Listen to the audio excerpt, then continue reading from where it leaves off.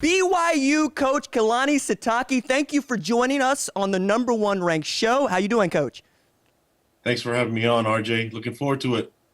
Well, I want to start with the positives and the superlatives. The best season that BYU has had since 2009, its first one-loss season since 1996. How do you follow that up in 2021? Well, I mean, there's always room for improvement. I don't think the goal is always set on the record as much as just performing at your best. So there are opportunities that we could have done better last year, even with that record. And we went through spring ball with the approach to try to improve.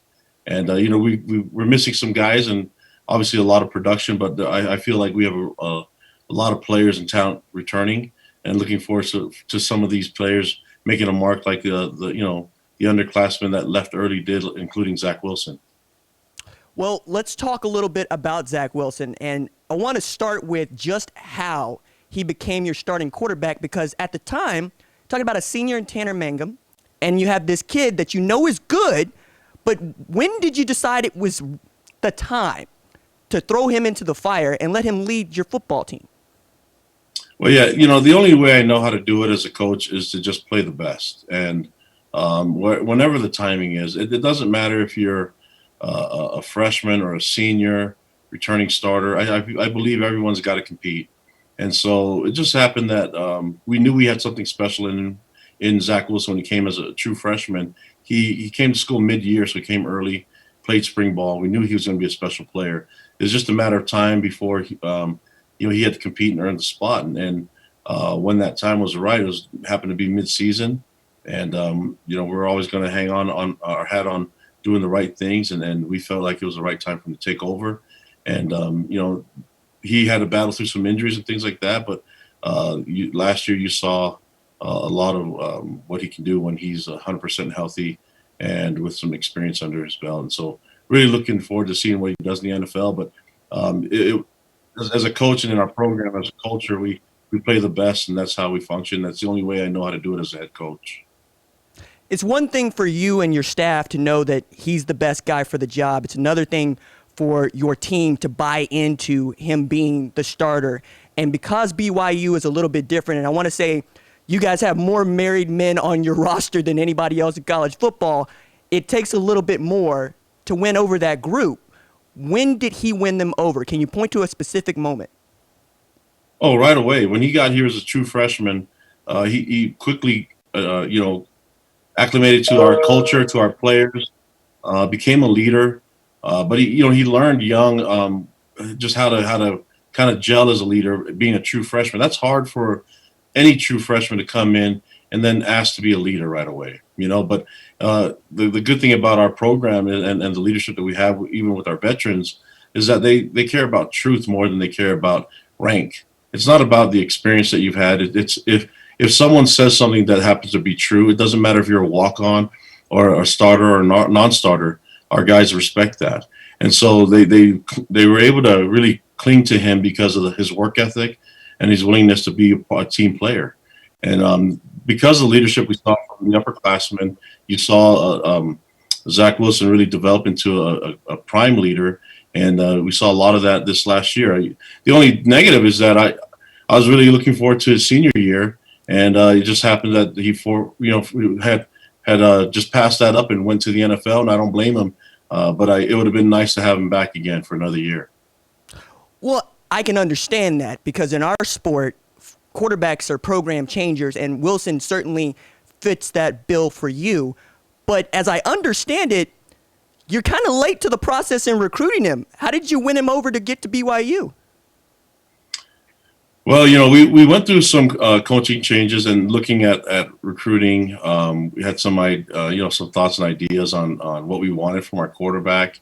But it came time now to he was committed to Boise for quite a while, and I don't know, it's never too late to recruit. And so we just had this feeling that we had to go after a quarterback, and there's a good number of quarterbacks that are coming out of the state of Utah that year. And even on the west side of the country that we had connections to, and we had to think about where we're going to put all our energy into. Zach was the guy that we felt like was the top of group, and we put everything we can, exhaust all our energies into it, even though it's a short amount of time on the family over, and had a great connection, and the rest is history. Even so much that we signed his little brother, that's a linebacker for us right now. So we really lucky that we were able to connect with that family. And I'm really thankful that the Wilson family were humble enough to give me a chance to recruit him, even though we were late to the game. Was he the toughest player you ever had to recruit? No, no.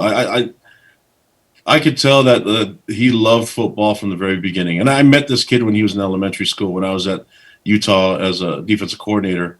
And he was a kid coming in elementary school. I remember him, him and Dax Milne and others that we have on our team. I remember them being really athletic when they're young, and just followed them throughout their career in high school. And it wasn't, to me, it's not, I'm not a salesman in recruiting.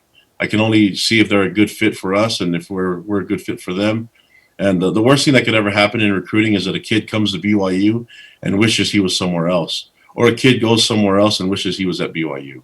And so I think I take the approach, and our coaches take the approach of recruiting as, let's find the best fit for this young man and hope that he does well. And if it's here at BYU, great. If not, let's cheer for his success, even though it may be somewhere else. And when we face them on opposing sides, let's make sure that we greet them and do the Christ-like thing, which is make that connection. It's hard for me to like somebody and then all of a sudden to turn around and not like them again. So I like to make friends, and maybe I don't get this recruit this time, but maybe I get the little brother or the cousin or the friend.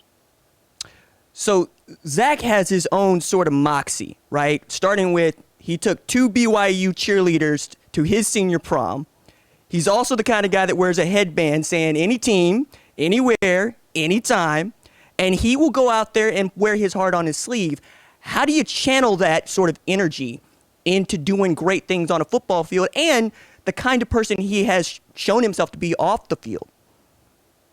Well, he's very confident, and that comes from his work ethic and his preparation. When we go into a game, he is very confident. He takes the field with a lot of moxie. You said it yourself, and confidence is because he's put a lot of time into it.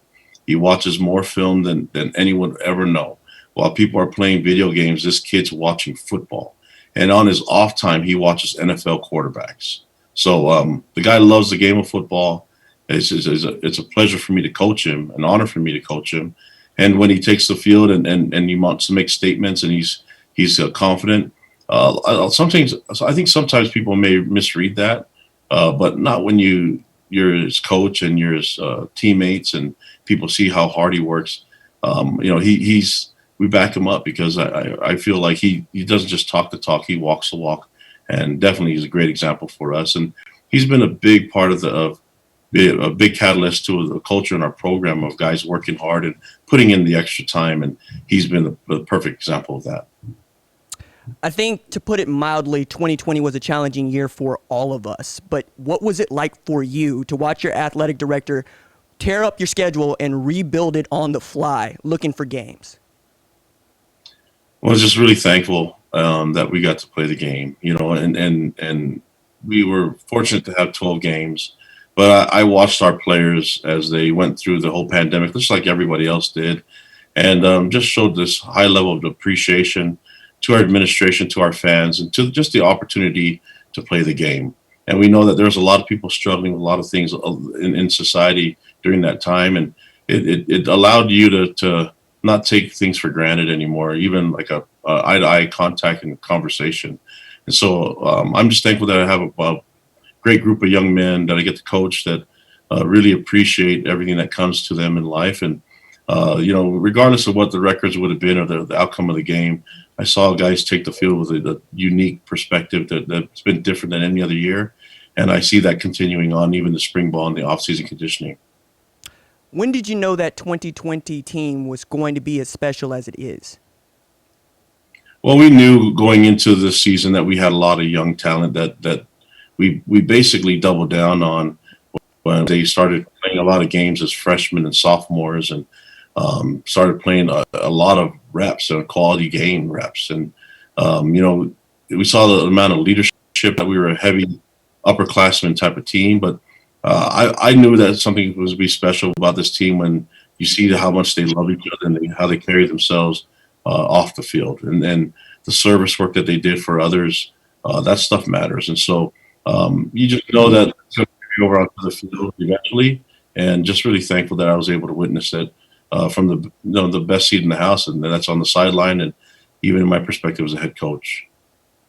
There were a number of games that I really loved watching last year, but none more in the regular season than yours against Coastal Carolina. What was your preparation like for that, and did that help you at all in making people understand you're willing to go play, you want the game, and we don't care who it is, put them on the field, we want to go at it?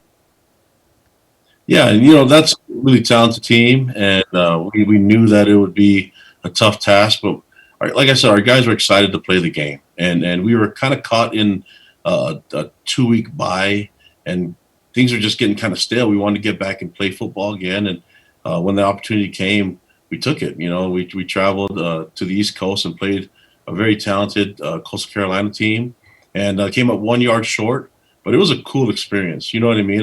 Even though we didn't get the win, we learned a lot from that game, and I saw a lot of resilience in our team from by the way they reacted to that game, and the way they were able to bounce back and finish the season strong, and get a dominating win in the bowl game. One of the things I've been critical about in the college football playoff selection process is how it treats teams outside of the autonomous five, and for which you are one. And I'm looking at you, and I'm looking at Cincinnati, and I'm looking at all these other teams that were undefeated at the time, not really getting an opportunity to build their case for that upper echelon to play for national championships. How important is it to you to be considered? Would you even consider expanding the playoff to give teams like yours an opportunity to go play for the ball?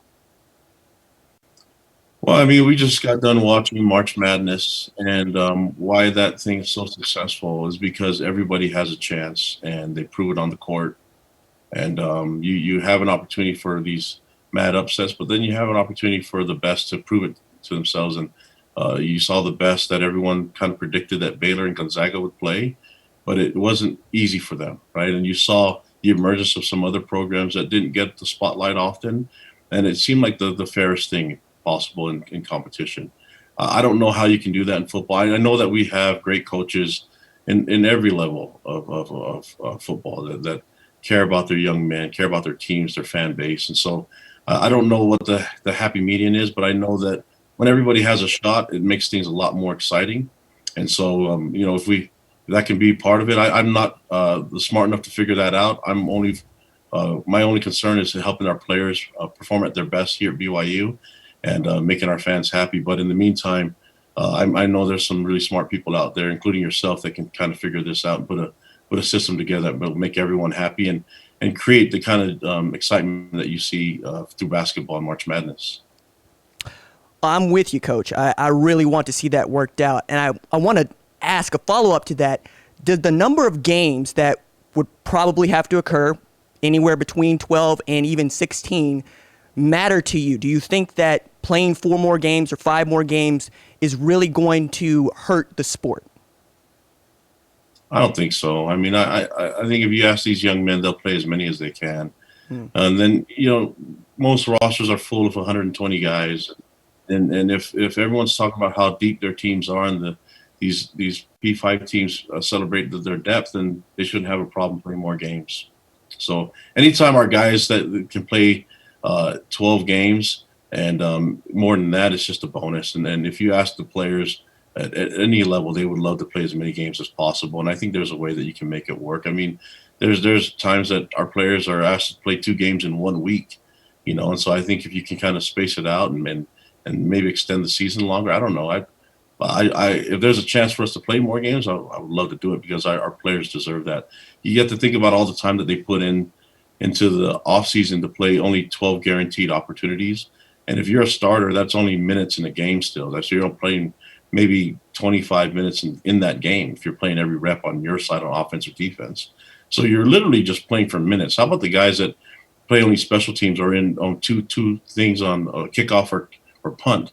They're literally playing maybe 2 minutes in a game, and they plan all year and train all year for those moments. So I think it just anytime you can give them more minutes on the field and make them feel like their time is worth it, that's something that's a positive. And I know people are going to want to talk about keeping the guys healthy and things like that. And maybe don't. There's a lot of guys that get hurt in fall camp, and a lot of guys get hurt in spring ball. Maybe just be more mindful of putting all their time into the season and keeping them healthy there. But I think if you allow more games, then the coaches are really brilliant. And in college football, they'll figure out how to keep their guys healthy and get their best product on the field. No, I'm with you, right? Because I've always thought that the scoreboard should tell us who plays in a playoff, and telling a kid outside of the autonomous five he's not good enough to play for a national championship with all the work he puts in, I can't abide that. So I appreciate you being as candid as you are with this. I want to switch back to the NFL draft a little bit here and talk a little bit about Brady Christensen. What is it about him that makes him so good on the offensive line? Because I always thought that if we were talking about this correctly throughout the season, it'd have been less about Zach Wilson and more about that dude. Yeah, he's a special player, and we have a lot of those guys on our team. But Brady, the thing I could tell you about him is he's a big guy, and I think I can quote him. He's just not a regular fat guy, right? And he's a guy that does a multi-sport athlete. So he played baseball, basketball, football in high school, and I think he's exactly the reason why kids should just play so many different sports and not just be so specialized, especially at a young age. He was an undersized kid that had some length and that was able to put on some good weight later on in life, and he became one of the best tackles in college football. So he's going to have a great career in the NFL, but his athleticism was because of all the different sports and things that he was willing to do when he was younger. Knowing you have so many open spots that are up for competition in this spring ball, how are you challenging yourself with giving guys reps and opportunities to go and win those jobs, as opposed to maybe penciling in guys that you thought from last year deserved the opportunity to start this year? Yeah, I'm going to go back to the best play. And my job is to, and our coaches' jobs, we're challenged. Our challenge is to try to get them an opportunity to prove themselves and give them an opportunity to compete. And that's hard to do, but it's been done before. And then to make sure that our players keep competing. I don't believe once you're a starter, you're always a starter. I think you have to keep fighting for your spot. Guys mature at different levels, and they, 1 year they're still developing, and then all of a sudden the light goes off in their head, and they're fully developed and they get it and they understand the game. And sometimes that happens in their freshman year, sometimes happens their junior year, or even their senior year. And in the meantime, we need to keep finding ways to keep developing them and get them to that point. And whenever they earn the spot, you have to give it up to them, and you have to let them take it over. That's the best way to handle it on the field. Are there things from the pandemic that you had to implement that you're keeping going into 2021?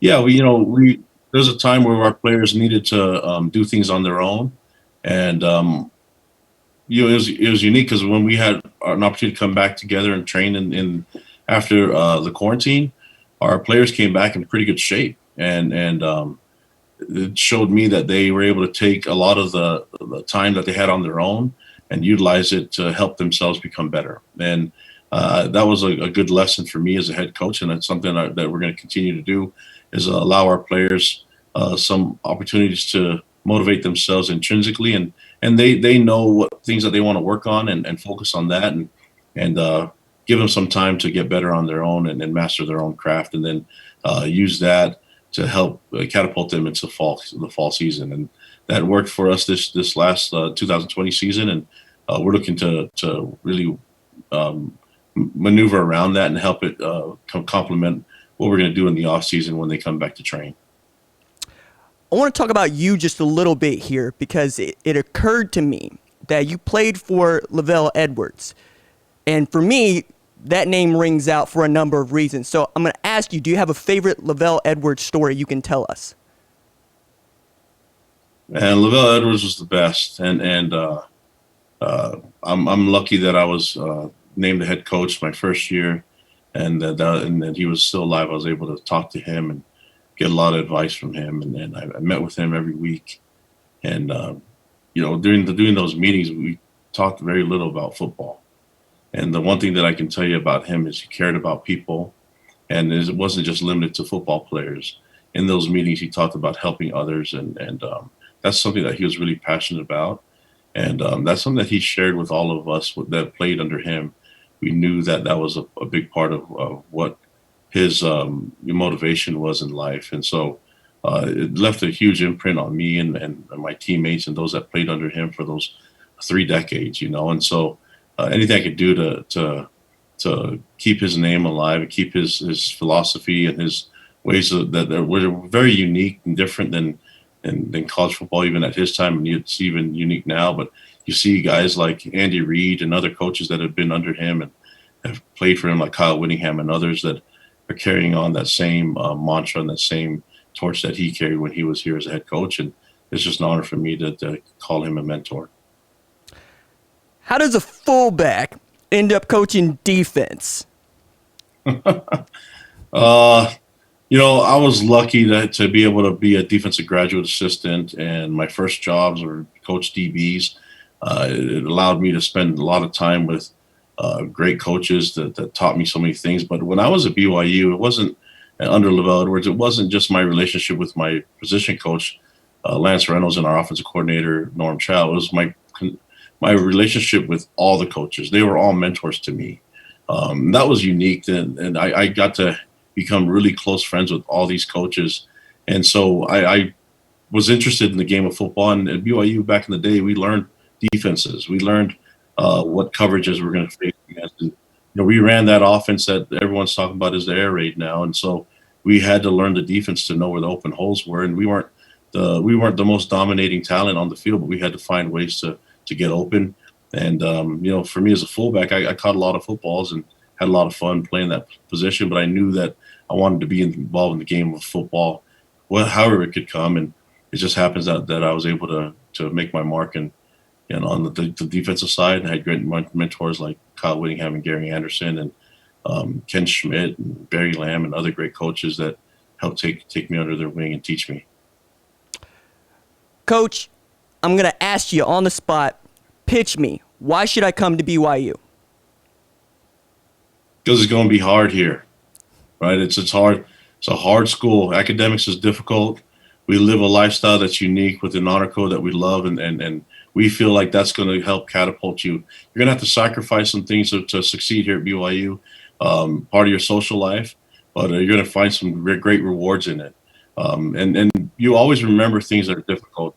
The teammates that I played with and people that played at BYU know that it's a structured system, that you have to live a disciplined life. Football is really difficult and school is hard. And when you leave this place, you'll be a different person. So the fact that growth happens when things are difficult. You come to BYU, you'll grow and you'll find yourself being your best self, and it'll carry on through the rest of your life.